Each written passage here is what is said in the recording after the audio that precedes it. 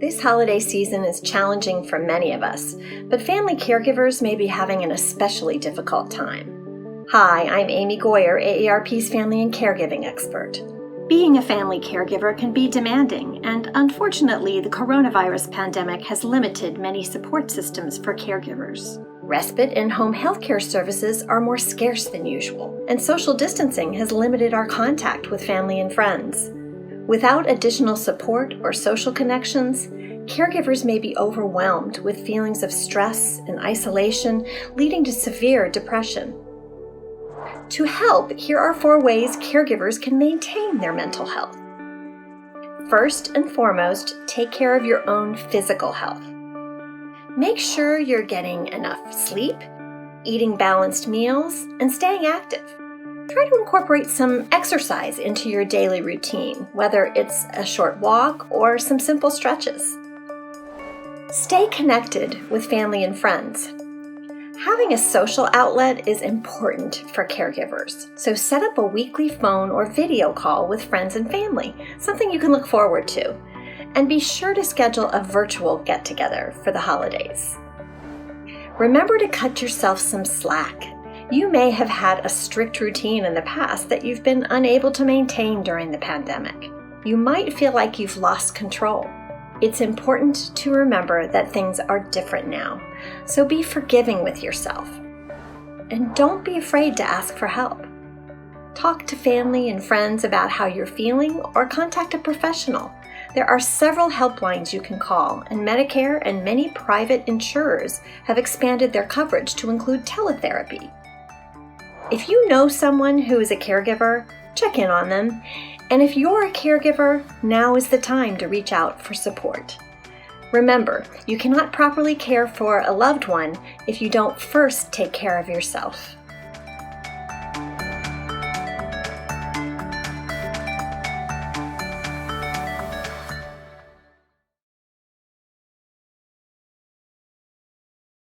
Hey there, Illinois. It's Dr. Ngozi Ezike here with a special message for all Illinois seniors about vaccine boosters. As the holiday season approaches, it's imperative that those who are eligible receive their booster as soon as possible. You may be wondering, if I need a booster, does that mean that the COVID-19 vaccines aren't working? Not at all. Vaccines continue to work well to help prevent the spread of severe illness, hospitalization, and death caused by COVID-19, including the Delta variant. If you received a Moderna or Pfizer vaccine and you're 65 or older, you're eligible to get a booster 6 months after your second dose.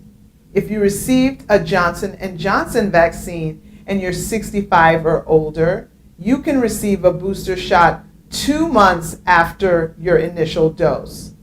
When it comes to choosing which booster shot you will take, the CDC advises that the same vaccine that was used for your primary regimen be used for the booster. But you do have the option, the choice, to mix and match boosters with a single dose of any of the authorized vaccine boosters. Remember that mixing and matching vaccines may be considered for the booster dose only. Boosters are free, and you can receive them at your local pharmacy, from your primary care physician, and many other sites across Illinois. As you prepare to gather with your family, your grandchildren, other loved ones, take every precaution to protect the younger children who are not yet eligible for vaccination. Let's all work together so we can have a safe and healthy holiday season.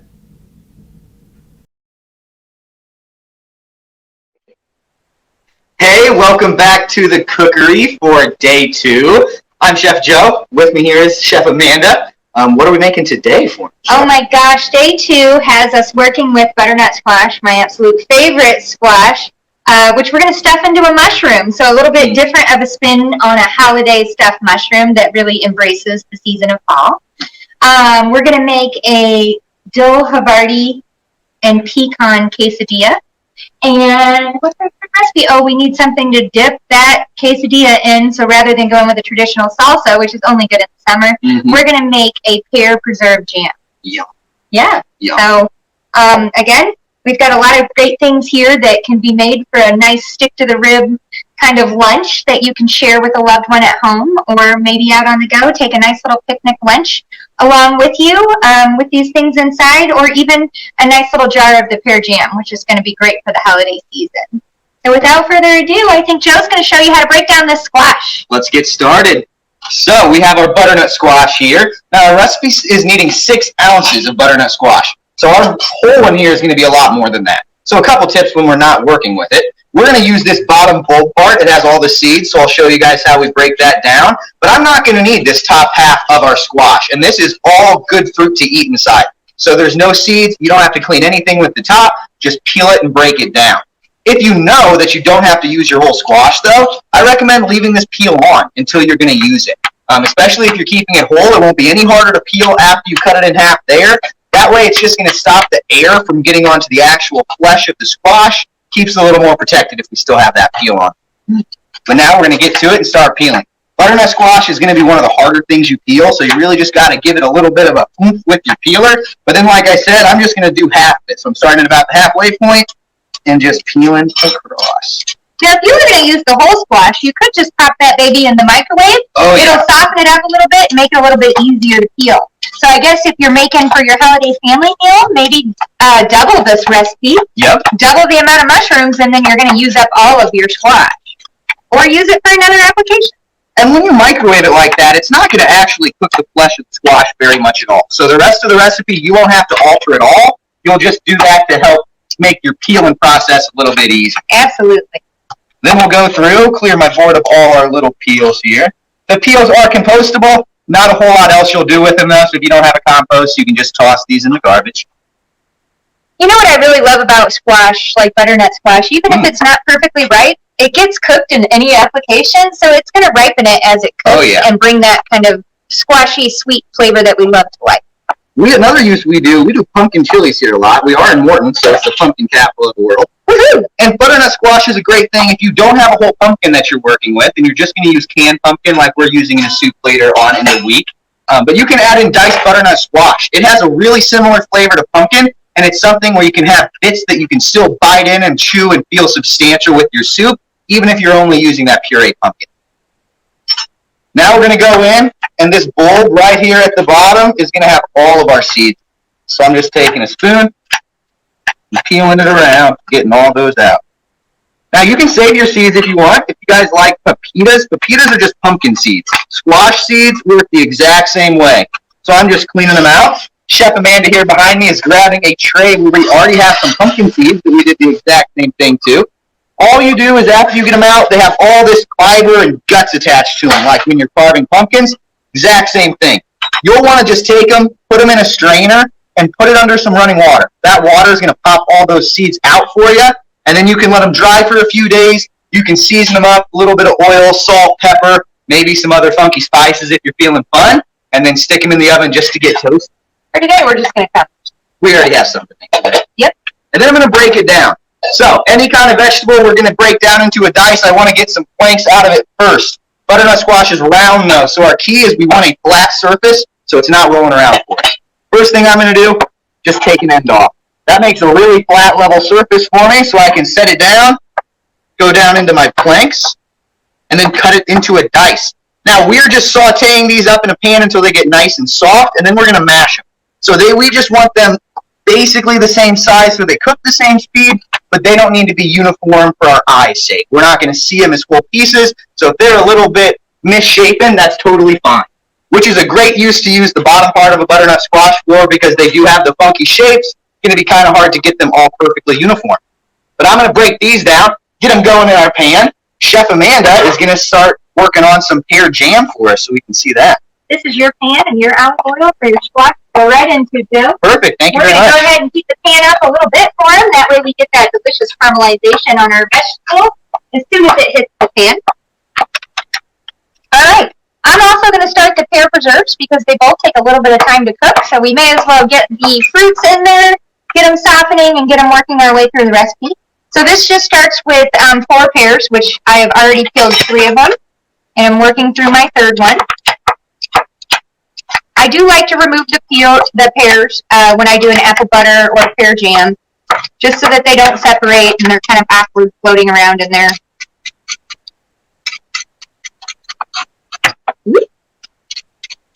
A little slippery. Okay, once I have those broken down, I'm just going to use my knife to process through them. Ooh,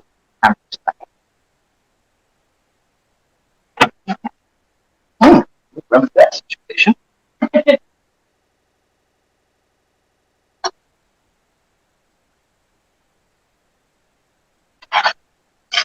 And then we're sauteing these, like I was saying, until they get nice and soft. So you just want to stir them every once in a while, let them sit on one side for a little while. Even though we are going to mash them, you still will get the flavor from that caramelization when you get them nice to get color on one side. Even though it's mashing, that flavor's still got to go somewhere, and it'll go right into our goat cheese mix. Now, is it important to keep the squash the same size? I noticed that you're cutting very uniform pieces. The same general size is going to be key for you. Because you don't want one to be ready to mush and one to be really hard. You're going to bite into a hard chunk of squash. Now, some of the end pieces get a little bit smaller than most of them. That's going to be okay. A few smaller pieces are less of a big deal than a few oversized pieces. So now I've just broken down my pears by cutting just all 4 sides off so that I also get some nice even pieces so that everything cooks evenly. And now I'm just cutting them into planks, which will then become cubes.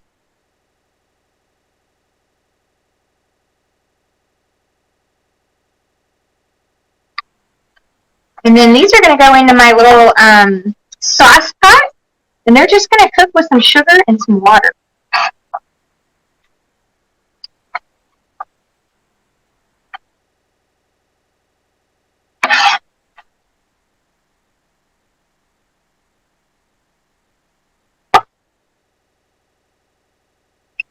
A lot of great practice for your knife skills today. Mm-hmm. Getting lots of dices. And like we said, if you're working with any kind of fruit, any kind of vegetable, your same basic dice motions are going to be the same. You're going to work them down into some planks, cut them down into your long sticks, and then from there cut them down into your dice.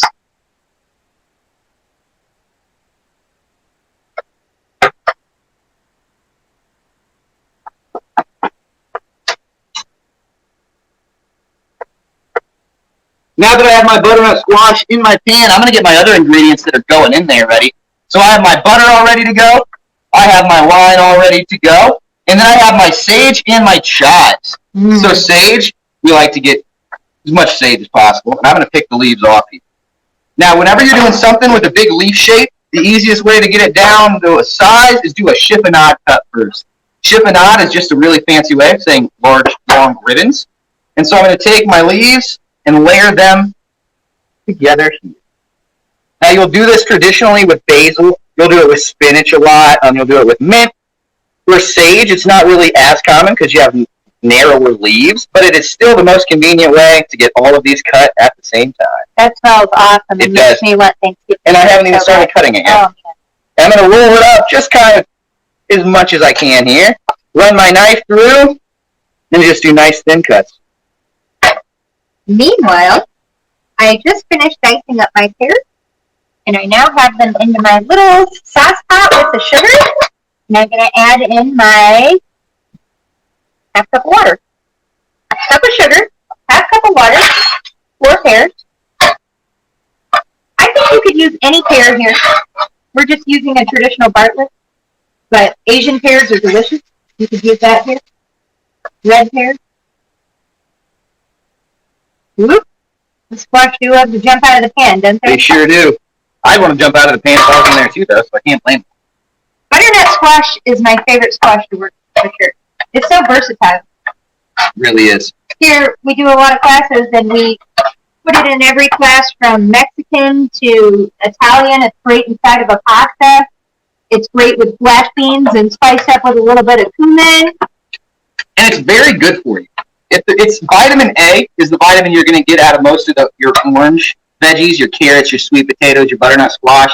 For most of it, that's one of those vitamins we don't get as much in our natural foods. I don't eat a ton of carrots every day. I don't eat sweet potatoes every day.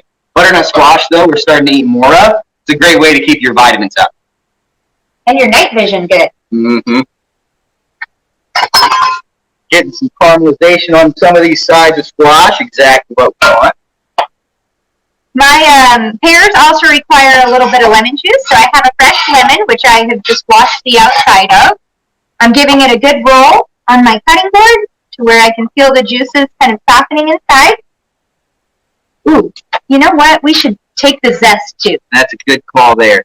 I find a lot of recipes don't have the zest, but I usually use it either way. It just gives a nice citrus pop. You can also zest your fruit, even if you're not going to use it today, and stick the zest in your freezer. That way, when you want to make a lemon chiffon cake or something like that, you can just pull out a little bit of extra lemon. Or maybe you want to add it to your cream cheese icing for a lemon cream cheese icing. Most places you're going to add some lemon juice, you can add lemon zest right in there with it. So if you have a recipe that you're making, they only call for the juice of the lemons, zest it. Throw some of the zest in there with it. Done. It's not going to increase any of the tartness in it. It's just going to bring some of that natural lemon flavor. Close for about a tablespoon. About right. One of these juicers you can find in Walmart, Amazon, Kroger. Change your life, juice lemons. Definitely more convenient. All right. The pear jam is underway. And our squash is getting close. Right.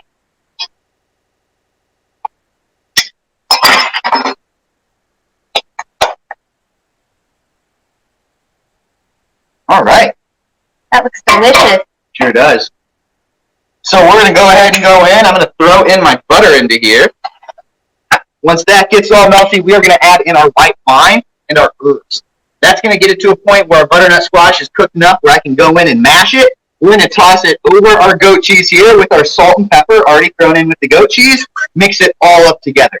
And then like your recipe says, do not eat all of the filling. Give it a taste. Make sure it tastes good enough to stuff in your mushrooms, and then save the rest for the mushrooms. Let's talk about the mushrooms for a second.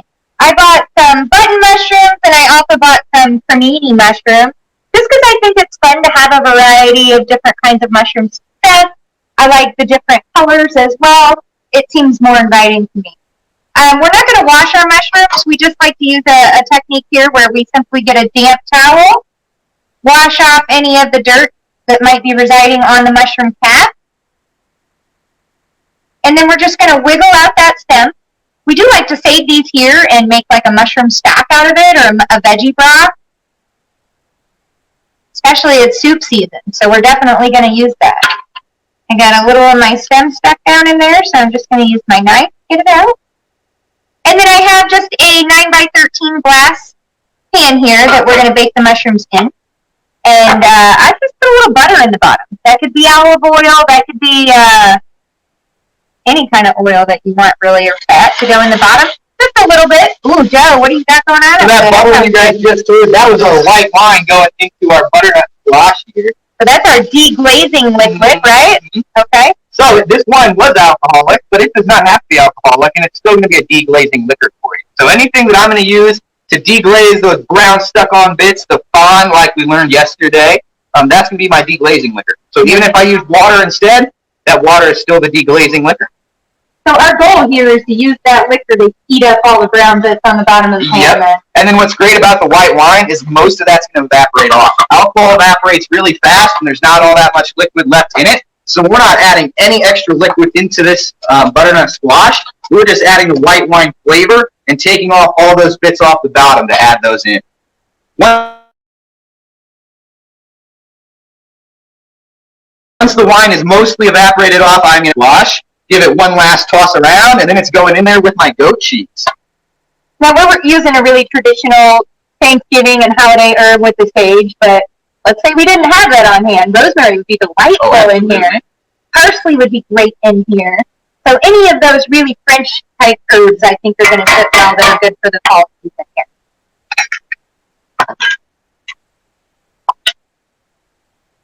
One of the next steps in your recipe is to melt some butter. Okay. To melt some butter in the microwave.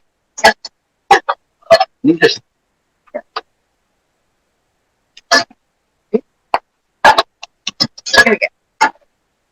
So instead of doing it in the microwave, we're just going to do it pan because we're right up here at the stove. But either way, if you want to melt it into the microwave, you can.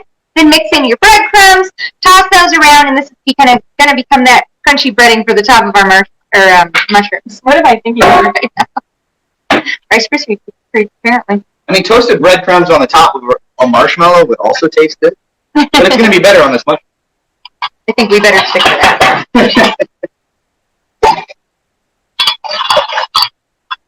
And so now I'm just going in here with just a masher, and we're getting it all mashed. So work on the sides with your squash a little bit, get those mashed together, and then mix in your cheese. Now, Joe, heaven forbid, what if somebody is sewing and they hate goat cheese? Oh, wow. What should we do? What could go in here instead? So this you could leave it without goat cheese. Just squash, do your butternut squash, and it would be fine. You can do cream cheese if you still want to see cheese get creamy in there. Parmesan. Parmesan would do great. Cheese. You can do Parmesan with both. It's good.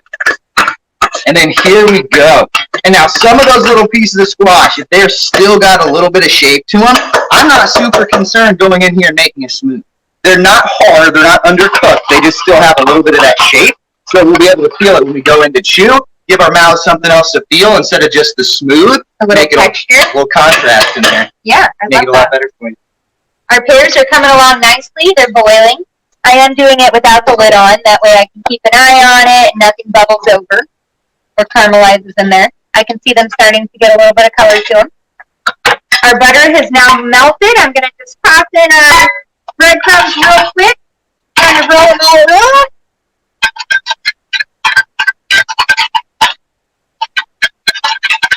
While she's finishing off our breadcrumbs, I am just stuffing our mushrooms. So I'm just getting a spoon, filling them up, doing a little bit of a overhang, round them off to look pretty. And depending on the size of the mushroom, you could need a little more, a little less. Depending on your mushroom, I say your filling range is anywhere from a teaspoon to a tablespoon per each mushroom.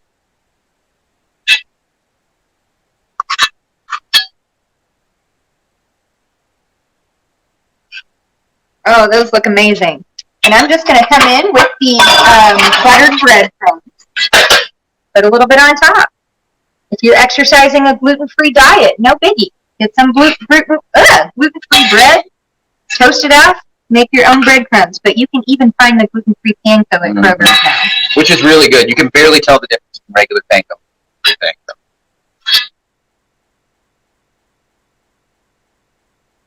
So overall, this is a pretty healthy dish. Oh, yeah, very much so.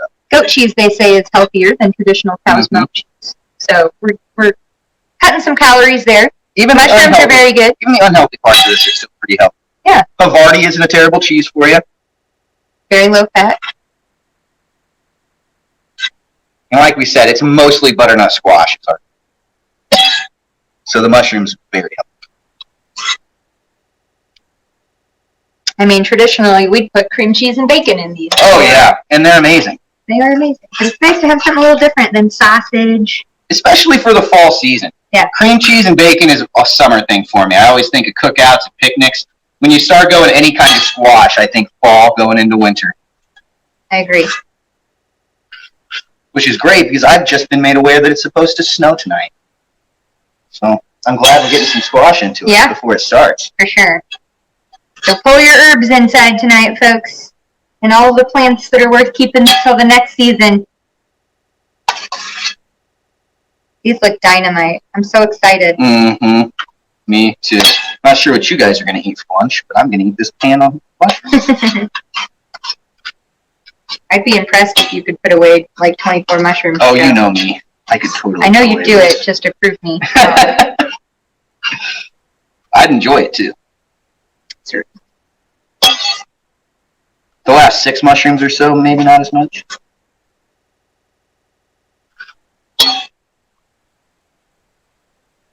These breadcrumbs, just with a little nice crunch on top, are going to be just the perfect addition.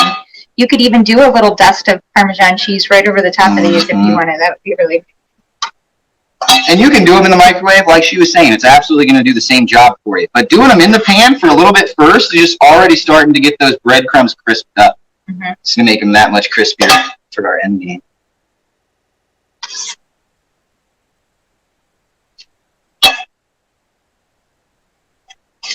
This does go much faster if you have a helper when you're filling these and topping them.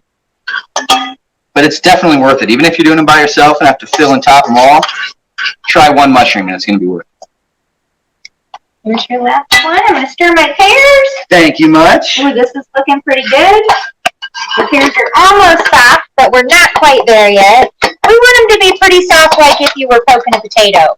That way we don't have any crunchy chunks in our jam. All right, this looks pretty good. I'm going to turn it down low. And next we're going to work on our quesadilla.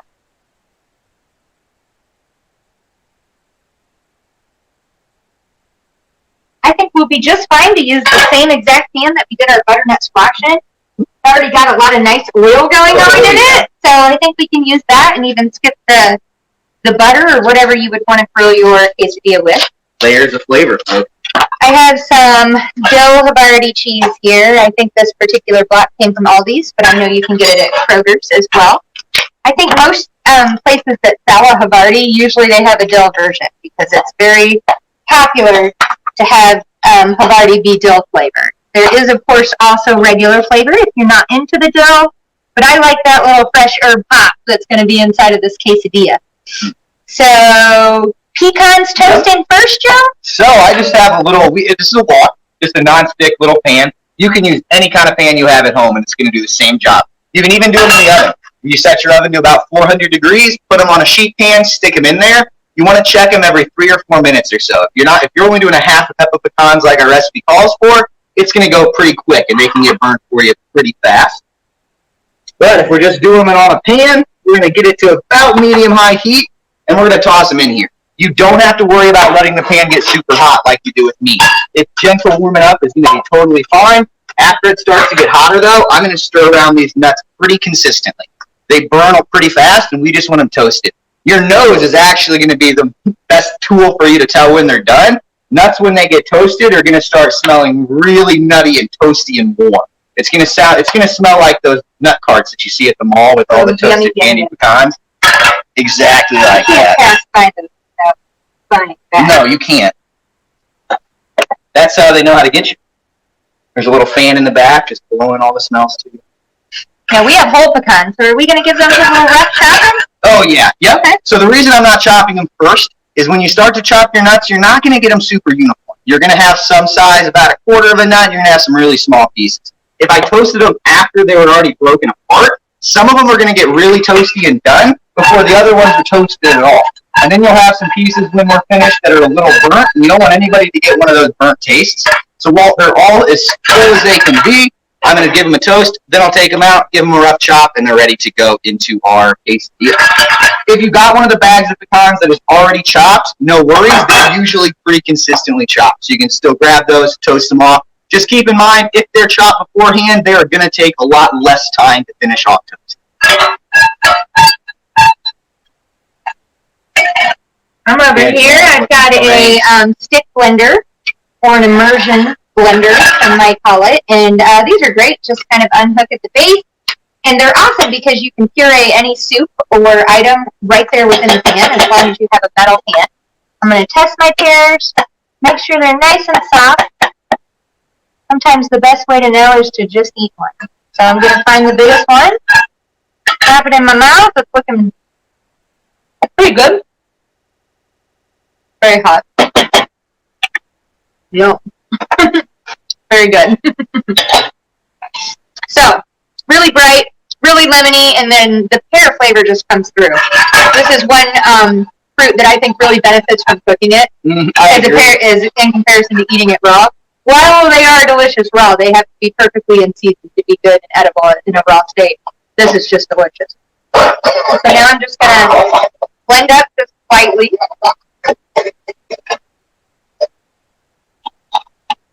Might wait for that to cool just a bit before I do that.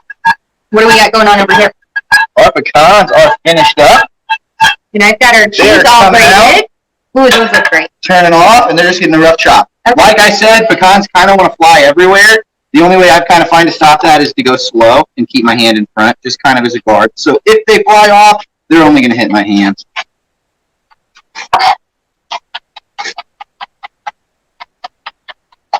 I I will get our tortillas going. I think we might be able to fit 2 in here. We're certainly going to try. And I like to do my quesadillas with a fold-over method. I feel like they get ingredients more evenly distributed like that. The other problem you have when you try to do the two-sided quesadilla is your first flip is always really messy. Yeah. Because the bottom layer has your melted cheese, the top layer doesn't, and you flip it and it falls apart. This way, we're letting it get all nice and toasty and melty on the bottom before we even fold it, so both sides are all nice and melty. While those are in, our pan is really low. I'm going to put the cheese on. I put the cheese on my quesadillas as early as possible, just for the same reason we were talking about. I want it to get nice and melty before my tortilla gets crisp. So when I try to flip it, nothing falls out. It's all nice and melty. Flavors can combine together. And then you just have to wait until the tortilla gets to the crispiness level you want. You're not waiting on it for the cheese to melt, hoping the tortilla doesn't burn first. Amount of cheese, totally up to you for a quesadilla. I mean, cheese is in the name, so you got to go a little bit extra. I'm just going to use everything we got. Oh, yeah. Then we're going to go in and sprinkle our toasted pecan over. And we can move that all together. I really like this recipe because we were trying to do an appetizer theme today in case you want to have a really nice social appetizer party. Mm-hmm. This is like really outside of the box, something very different and unique, but screaming awesome fall flavor. And then just with the pear, it's a really yummy non-meat appetizer that you can really enjoy, as well as our butternut squash mushroom. They'll even sell you a little street taco flour tortillas. Now, it would take a lot more work to make all the quesadillas, but for like an appetizer party like we were talking about, you can have little mini ones. You also can just take these and cut them up, and it'll be the same. Yeah, that pear jam looks awesome. It tastes very good. Well, while our quesadillas are melting, I'm going to go give a quick eye on our mushrooms there. Probably aren't finished yet, but we just want to make sure. Right. Here's our pear jam. I'll show you that. Just gave it a little puree to where it's that consistency, and I really love eating this warm with this quesadilla. When we did our sample recipe building for this, the jam was warm, and it's just heaven. You could even, if you wanted, put some apple slices inside of your quesadillas, but they honestly were good just with the cheese being the star here. If your timing works out and you have your jam finished, you can put a little bit of jam inside of your quesadilla. Don't go too crazy. The liquid in it might make it start to get a little soggy. A little bit of a little dots here and there, though, will just melt in with your cheese. Yummy. Mm-hmm. Maybe you have a lot of kids hanging out at your party. Just omit the nuts if they're not into that. And you've got quesadillas for the kids, too. And I really think they're going to like dipping it in the pear jam as well. Now, even though my quesadilla is not as brown as I want, it's a good time to flip it, because then we can flip it and cook it on both sides to be exactly where we want it, utilizing the middle of the pan in the middle of the burner. But this looks pretty good all that. And again, we just used the butternut squash pan. It already had enough oil in it to where we didn't have to redo it. And the butternut squash flavor. Yeah, and you're probably going to get some of the bits of the sage and the other herbs. Oh, yeah, why not? Tons of flavor. Yep. All right, so we'll just let those go just a moment longer. How are the mushrooms looking? They're good. As soon as the quesadillas are done, I'm going to go pull them out. They're looking great. Just give them a few more minutes. Delicious. With your quesadillas, now that we folded them, they're just as melty as we wanted them to. So if you have kids at your house, if they're really hungry, they're really giving it to you that your lunch isn't ready yet, you can crank the heat up. Once our cheese is melted, all we have to do is get our quesadillas crispy. We're not looking for any certain temperature on the inside. It's all fully cooked. This is beautiful. That's what we're looking for.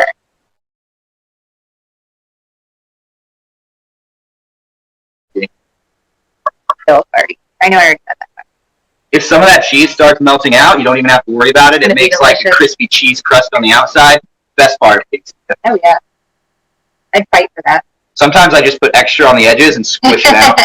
All purposeful. Here we go. There's number one. Look at that, folks. Let's get a cut on here so we can show you.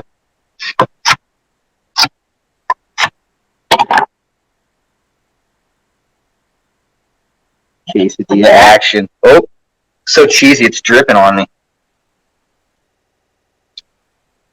Here we are. Let me go pull our mushrooms out of there so we can have a full meal.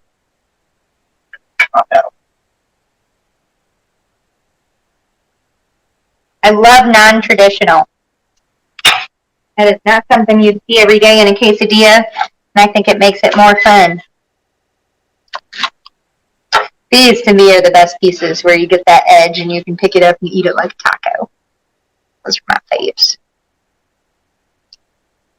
Oh, man. Oh, those look fantastic. So, you know, another great thing about these mushrooms is that you can make these the day before, put them in the fridge, and then at your party, throw them in and bake them for 20 minutes right before everybody arrives. So it's a great make-ahead recipe. Same with the pear jam. You could reheat that right in the pan if you wanted to serve it warm alongside your quesadillas. Toast your nuts ahead of time. Shred your cheese ahead of time to where all you needed to do for the quesadillas is just assemble them in the pan and get them grilled off. So there's a lot of things that you could do to speed up your time so that you can do more hosting at your party instead of more cooking at your party. Awesome. Perfect. Well, we will see you guys tomorrow. We are making some great stuff tomorrow, too. We are making a chicken and apple sausage pumpkin soup tomorrow. We're also making turkey brie panini. Turkey apple. We're going to throw some apples in and a blackberry honey mustard. And we'll look forward to seeing everybody back for day 3 of our fall favorites, AARP. And again, another big shout out to our caretakers. This is all about you guys and celebrating what you do for others. We appreciate you, and we'll see you all tomorrow. Thanks, everybody.